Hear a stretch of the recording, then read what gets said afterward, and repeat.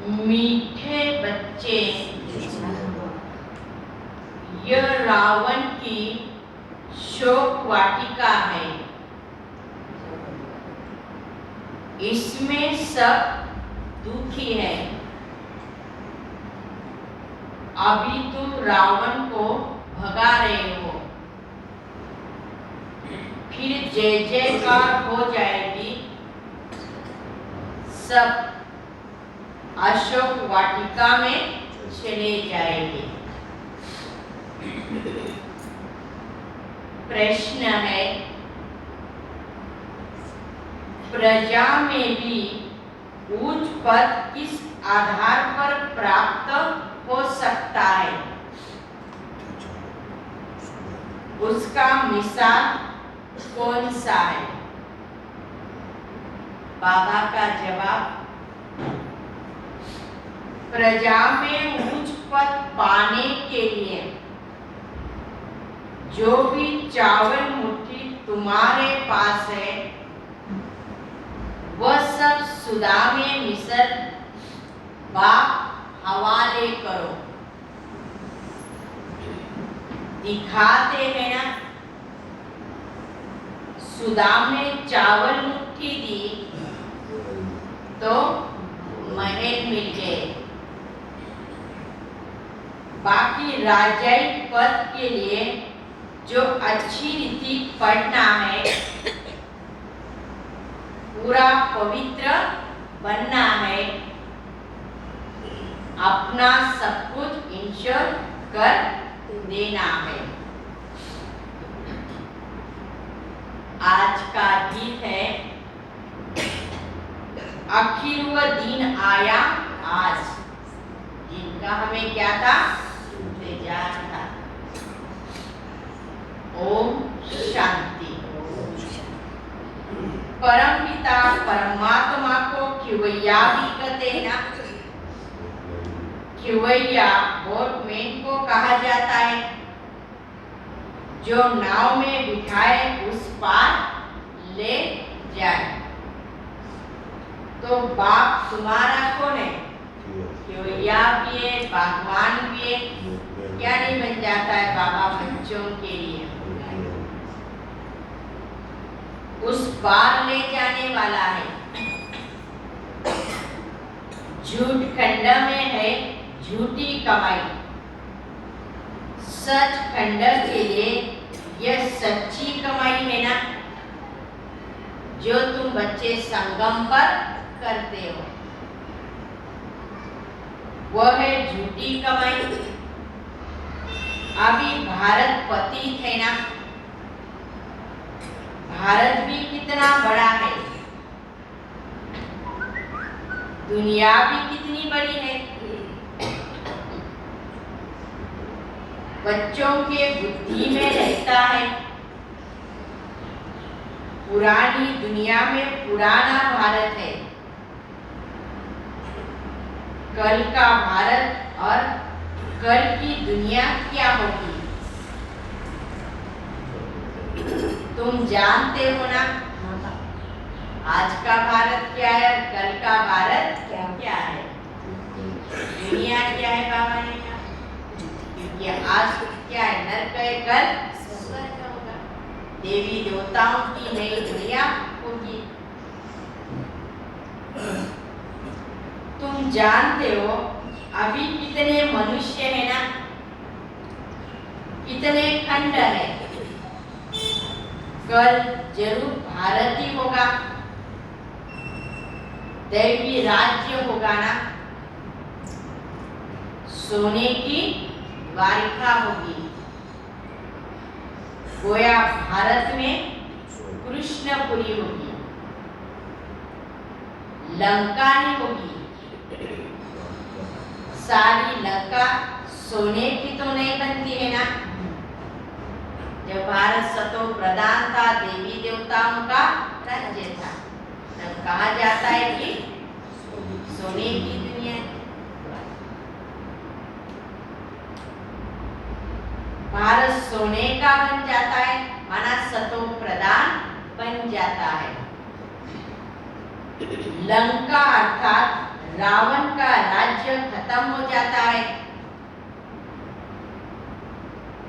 भारत द्वारका बन जाती है ना, जिनको कृष्णपुरी कहते हैं, द्वारिका होती है भारत में,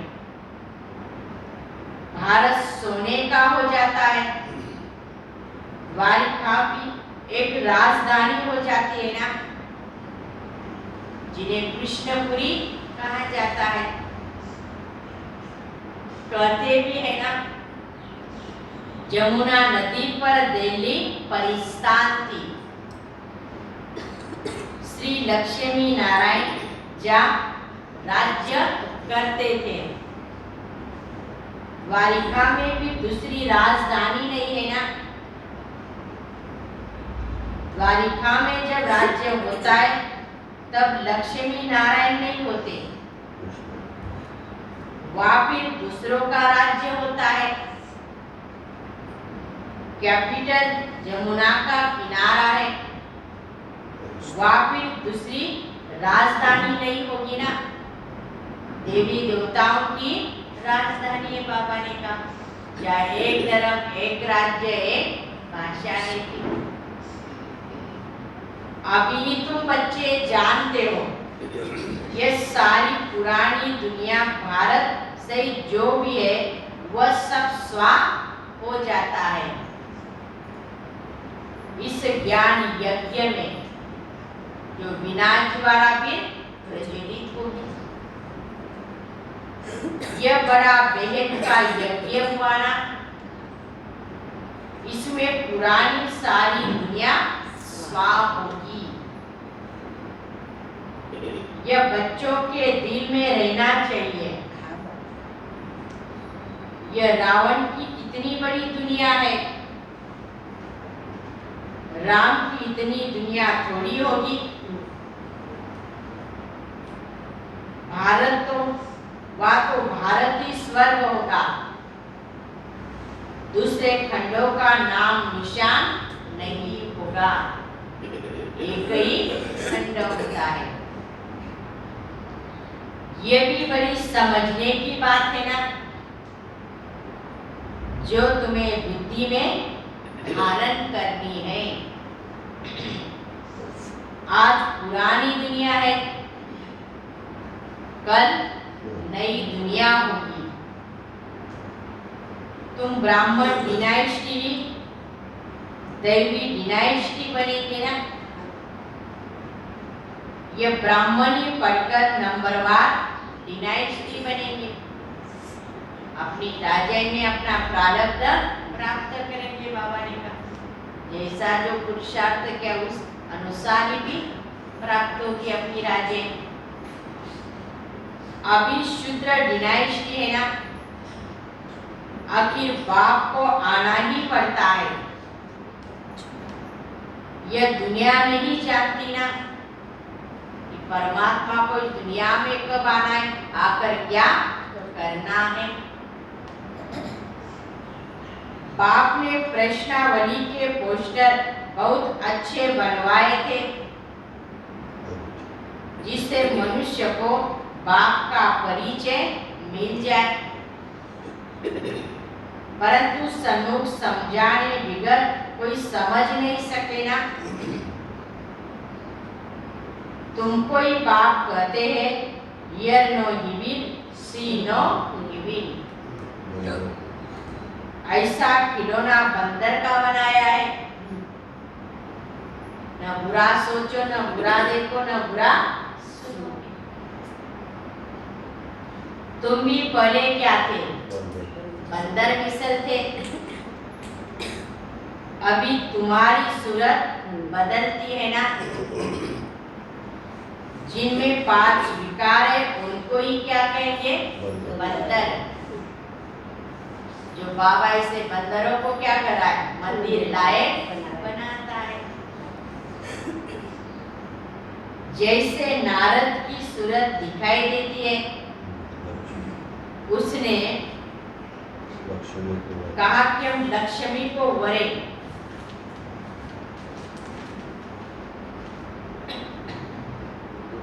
तो कहा कि आईने में अपना मुंह तो देखो। यह तो एक कथा बना दिया है। बातें सारी यहाँ की है, संगम की बाबा ने कहा। और इसलिए बाबा ब्राह्मणों को भी कहते हैं कि तुम्हें भी उन जैसा बनना है तो ऐसा पुरुषार्थ करो, रोज अपने दिल रूपी दर्पण में देखते रहो। कोई पूछते हैं हम लक्ष्मी को वर सकते हैं, बाबा भी कहते हैं ना, हाँ बोले बंदरपना तो छोड़ो, तो क्यों नहीं छोड़ सकते हो। ऐसे बनने के लिए तो ये बातें आपको छोड़नी पड़ेगी। बाबा ने कहा चाल चलन का परिवर्तन तो करना ही पड़ेगा, स्वभाव संस्कार का परिवर्तन करना ही पड़ेगा, आसुरी गुण को छोड़ना पड़ेगा, दैवी गुणों की धारणा करना पड़ेगा। तो बाबा कहते हाँ बोले बंदरपना तो छोड़ो, तो क्यों नहीं वर सकते हो फिर आप। बाबा ने तुमको समझदार बनाया, फिर तुम्हारे द्वारा सभी आत्माओं को रावण की जंजीरों से छुड़ाए शिवालय में ले जाते हैं अथवा अशोक वाटिका में ले जाते हैं। इस समय सब शोक वाटिका में है ना। अभी तुम रावण को भगा रहे हो, फिर जय जयकार हो जाएगी। सब भक्तियां, सब सीताएं एक राम ही भगवान है ना, पुकारते भी है हे राम। वास्तव में राम शिव बाबा को कहा जाता है और दुनिया वालों ने तो त्रेता वाला राम है उसको याद करते हैं। बाबा ने आकर समझाया है ना, राम ही आकर सबकी सदगति करते हैं, स्वर्ग में ले जाते हैं, जिसको राम राज्य कहा जाता है। बाबा ने पोस्टर भी बहुत अच्छे बनवाए थे। तुम बच्चों को गीता पाठशालाओं में जाकर समझाना है। हम लिखते भी है ना, परम पिता परमात्मा, फिर पूछते कि परम पिता परमात्मा के साथ आपका क्या संबंध है। बाबा ने कहा जो भी किताब पाठी है, बाबा ने कहा वहां जाकर समझाते रहो। जरूर कहेंगे वो तो सबका बाप है ना। अच्छा, जब हम उनके बच्चे हैं, वह तो बेहद का बाप नई दुनिया रचने वाला है, फिर हमको जरूर स्वर्ग में होना चाहिए। या नरकपति दुनिया में क्यों पड़े हो, लक्ष्मी नारायण का राज्य क्यों नहीं है। भारत को स्वर्ग स्वराज्य था ना, अब तो कलयुग में रावण का राज्य है। तुम स्वर्ग के मालिक थे तब और कोई धर्म नहीं था। आज से 5000 वर्ष पहले लक्ष्मी नारायण का राज्य था। राजा भी डबल सिर ताज थे ना, पवित्रता का भी ताज था और रतन जड़ी ताज था। हम डबल ताजदार थे। राम राज्य तो पीछे होता है ना, तो बुद्धि में आना चाहिए कि भारत में बराबर इनों का ही क्या था, राज्य था। ये लक्ष्मी नारायण पहले पहले नंबर के हैं। सतयुग में दैवी गुण वाले मनुष्य थे, फिर 84 जन्म भी पुनः को ही तो लेने पड़ते हैं। अब वह लक्ष्मी नारायण कहाँ है, सब पति दुनिया में है ना। फिर उन्हों को बाप बेट राजयोग सिखलाते हैं, जिन्होंने अपना राज्य गवाया वही फिर राजधानी प्राप्त करने के लिए फिर से राजयोग सीख रहे हैं। तुमको याद है कि हम हर 5000 वर्ष के बाद राज्य लेने पाप द्वारा राजयोग सीखते हैं। यह बातें भी बाबा ने कहा सदा याद रहनी चाहिए। आधा कल्प सुख का राज्य करते हैं, फिर आधा कल्प रावण राज्य में दुख का राज्य होता है। अभी हम फिर से पढ़ रहे हैं ना, हर 5000 वर्ष के बाद भगवान आकर हमें पढ़ाते हैं। भगवान वाच, कौन सा भगवान? वो तो कृष्ण के लिए कह देते हैं ना। तुम तो कहते हो एक ही निराकार शिव भगवान जो सभी आत्माओं का क्या है?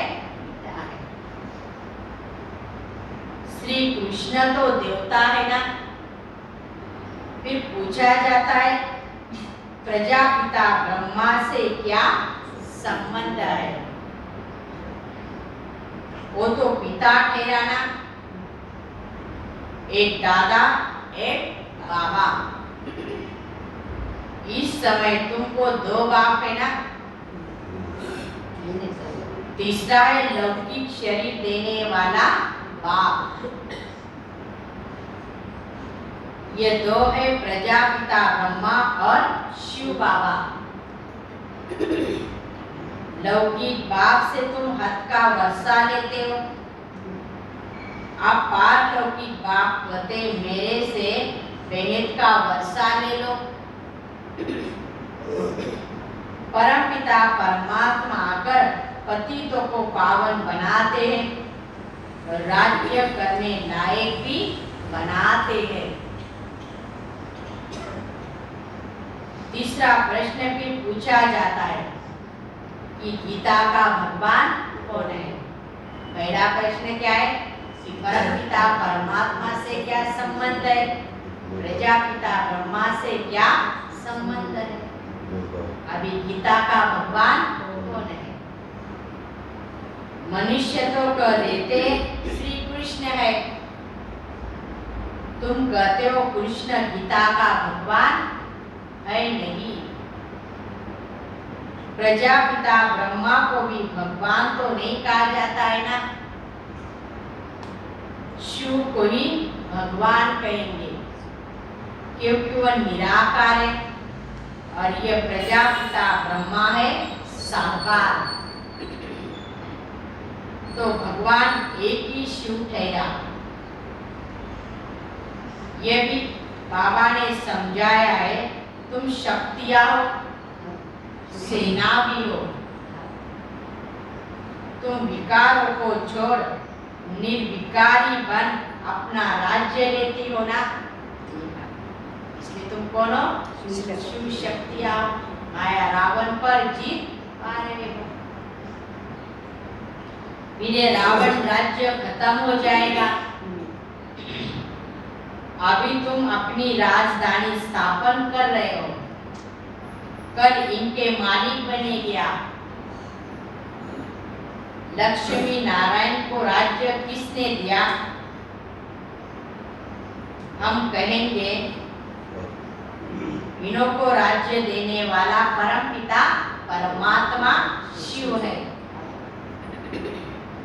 जो अब दे रहे हैं। शिव बाबा कहते हैं आगे भी हमने तुमको राज्य दिया था, अब फिर क्या दे रहा और देने के लिए तुम बच्चे राजयोग भी सीख रहे हो ना। अब मैं फिर से तुम्हें सिखला भी रहा हूं। यह सब खत्म हो जाएगा। क्या खत्म हो जाएगा? ये रावण का राज्य, पावन दुनिया स्थापन हो जाएगी। फिर तुम वहां सोने हीरो के महल बनाएंगे, राज्य करेंगे। तुम्हारी एम ऑब्जेक्ट भी यह है ना, लक्ष्मी नारायण बनना है। सो हम लक्ष्मी नारायण बन रहे हैं ना। और ये ऊंचते ऊंच पद उन्हों को किसने पढ़ाया? जरूर ऊंचते ऊंच बाप ने यह पढ़ाई है ना, तभी तो उन्होंने लक्ष्मी नारायण का पद पाया। अब फिर से राजयोग सीखते हैं, जो फिर भविष्य में यह पद पाएंगे। इतने सब धर्म क्या हो जाएंगे? खत्म। ब्रह्मा द्वारा दैवी धर्म की स्थापना, शंकर द्वारा पुरानी दुनिया का विनाश, फिर विष्णु द्वारा पालना होगी। लक्ष्मी नारायण फिर पालना करेंगे ना। ये समझने की बातें हैं। तुम्हारी जो जीवन है इनको अमूल्य कहा जाता है। शिव बाबा द्वारा तुम्हें यह बड़ी लॉटरी मिल रही है। रेस में जो पहला नंबर होता है उनको बड़ा इनाम मिलता है ना। तो तुम्हारी भी याद की यात्रा की रेस से बाबा ने कहा नंबर लगाओ, तो नंबर 1 में जाएंगे तो बड़ी प्राइज मिलेगी। तो ये लक्ष्मी नारायण पहले नंबर में है ना। उन्हों की दौड़ी तुमसे जाती है।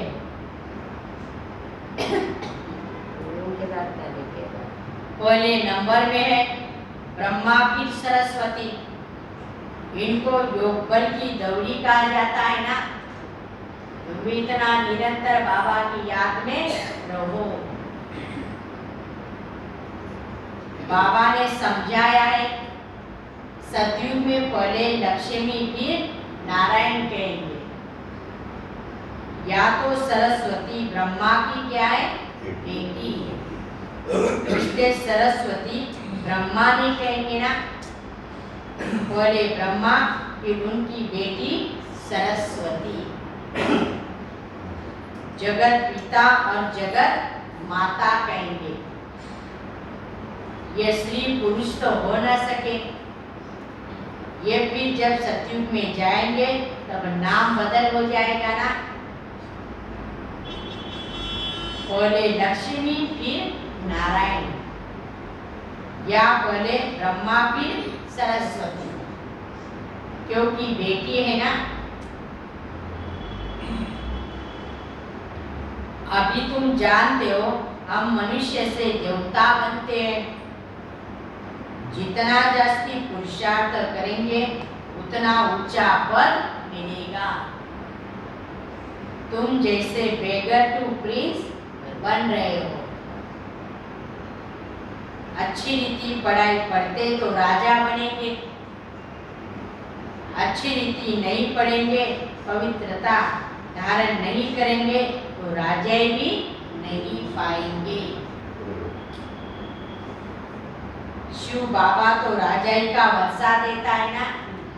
तो राजाई का वर्षा देने के लिए पवित्रता की धारणा हो और पढ़ाई पर ध्यान दो। बाबा ने कहा पढ़ाई अच्छी पढ़ेंगे, धारणा अच्छी होगी तो राजाई पद भी जरूर मिलेगा। अगर कोई राजाई नहीं लेते, पवित्र नहीं बनते तो प्रजा में चले जाते हैं। अच्छा, प्रजा में भी नंबरवार है ना। कोई पूछते हैं प्रजा में हम उच्च पद कैसे पाए? आज बाबा ने कहा फिर मिसाल दिया जाता है सुदाम का। चावल मुट्ठी दी तो मैल मिल जाएगा। या जो चावल मुट्ठी देते जो 81 जन्मों के लिए मैल मिल जाता है। यह है इंश्योर करना। हर एक अपने को इंश्योर करते हैं भगवान के पास। ईश्वर अर्थ गरीबों को भी देते हैं ना। जैसे कोई अन्नदान कोई धन भी देते, कोई फिर मकान बनाकर भी देते। ऐसे भी कोई साहूकार लोग होते तो कुछ ना कुछ दान अवश्य करते हैं। धर्माऊ जरूर कुछ ना कुछ निकालते रहते हैं ना, क्योंकि पाप बहुत करते हैं, इससे दान पुण्य करते हैं ना, तो आधा क्या हो जाता है, वो इंश्योर किया। दान पुण्य अनुसार दूसरे जन्म में अच्छे घर में क्या मिलता है, जन्म तो मिलता है। समझो किसने हॉस्पिटल बनाई होती है तो दूसरे जन्म में रोगी कम हो गए हो, निरोगी रहेंगे बाबा ने कहा। कोई ने यूनिवर्सिटी बनाई तो दूसरे जन्म में उनका फल मिलेगा, पढ़ाई बहुत अच्छी तरह से पढ़ेंगे वो हुआ इनडायरेक्ट दान पुण्य करना। अभी तो बाप डायरेक्ट कहते जितना इंश्योर करो 21 जन्मों के लिए तुमको भविष्य में मिलेगा, इतना तुम दान पुण्य करते रहेंगे, बाबा ने कहा इतना मिलता रहेगा। फिर जितना करो तुम्हारी बाप तो दाता है ना, शिव बाबा तुम्हारा क्या करेगा। वो तो कहते मैं सब कुछ बच्चों के लिए तो करता हूँ ना। मनुष्य दान गरीबों को करते तो ईश्वर द्वारा उनको फल भी मिलता है। या भी शिव बाबा कहते तुम चावल मुट्ठी देते तो नई दुनिया में तुम्हें 21 जन्मों के लिए फल मिलेगा, चाहे सूर्यवंशी राजे, चाहे चंद्रवंशी राजे, चाहे साहूकार प्रजा बनो, चाहे गरीब प्रजा बनो, श्रीमत तुमको मिलती रहती है। जिससे तुम श्रेष्ठ राजा रानी बनेंगे या तो प्रजा बनेंगे। तो साक्षी होकर देखते रहो क्या क्या पुरुषार्थ करे। बाबा ने कहा राजा रानी बनने के लिए, प्रजा बनने के लिए, इसलिए आज बाबा ने कहा बच्चे साक्षी होके देखते रहो। बाप तो कहते तुमको जो चाहिए सो कर लो, पर किसने देखा, श्वास पर भरोसा नहीं है। इनको इंश्योर मैग्नेट कहा जाता है, गुप्त है ना। बाबा का चोरी करना है गुप्त रीति से करो, तुरंत दान किसी को दिखाई न दे। बाप तो जानता है ना इसने क्या किया है।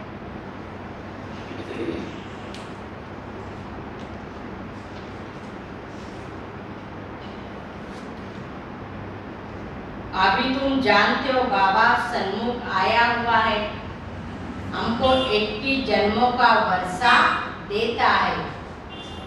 जितना इंश्योर करेंगे बाबा कहते हमारा बनेंगे तो तुम्हारा हक है राजाई लेने का। बाप का कैसे बनते हैं, कहते बाबा हमारे पास यह है। तो बाप कहते तुम तो कहते हो ना ये सब कुछ ईश्वर ने दिया है, पर ऐसे नहीं समझो कि ये मेरा है। ट्रस्टी बनकर संभालते रहो, अपना ममत्व नहीं रखो ना। ममत्व रखेंगे तो राजाई नहीं मिलेगी। ग्रस्त व्यवहार में रहते श्रीमत पर चलो तो ममत्व नहीं रहेगा। तुम्हारी तो गारंटी थी ना बाबा आप आएंगे हम आपके बन जाएंगे। मेरा तो एक ही आप होना। अब बाप के पास आते हैं, बाबा फिर स्वर्ग में भेज देगा। बाबा रोज रोज सुनाते हैं ना, सुनाते सुनाते कितने वर्ष हो गए सोचो। बाबा कितनी अच्छी अच्छी बातें सुनाते, हर रोज सुनाते हैं। बाबा ने कहा सुनाते सुनाते कितने वर्ष हो गए, अब बाकी थोड़ा समय बचा है। कल भी बाबा ने कहा था ना, दिन कितने चले गए, मार्च चले गए, इतना समय बीत गया है। अब फिर से आज बाबा ने याद दिला दिया, देखो बच्चे सुनाते सुनाते कितने वर्ष चला गया, समय बहुत थोड़ा है। यह बाबा का लॉन्ग बूट है ना, बाबा ने पुरानी जुत्ती में प्रवेश किया है। कहते हैं बच्चों को सृष्टि के आदि मध्यांत का समाचार मैं आकर सुनाता हूँ। मैं नॉलेजफुल हूँ, ब्लिसफुल हूँ, लिबरेटर हूँ। सुख करता दुख हरता हूँ। जितना तुम बाप को याद करते जाएंगे तो पाप भी कटते जाएंगे। तो इसलिए ऐसे बाप को इतना याद करते रहो, बस सारा मदारे याद की यात्रा करें। तो बाबा ने कहा याद करेंगे तो बच्चे पाप करते जाएंगे और क्या पढ़ाई पढ़ते जाएंगे। बाबा ने कहा पवित्र बनेंगे तो राजा घर में जन्म मिलता जाएगा। ऐसी बाबा में इतनी मीठी मीठी बातें समझाता है, उन बातों पर हमें चलना है।